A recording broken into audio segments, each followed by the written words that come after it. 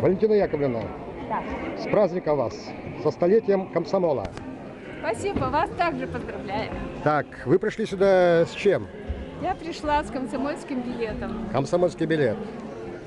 И еще что у вас? Еще у меня есть путевка на БАМ. Путевка на БАМ. Путевка сына.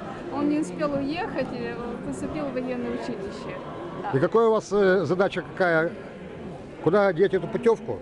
Да, эту путевку я хотела бы в музей комсомола сдать. Вот.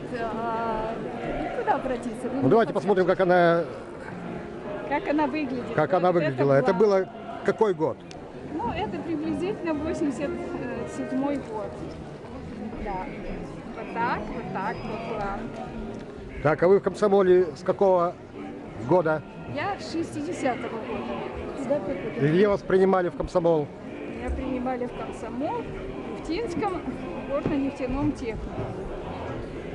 Вот. Я там.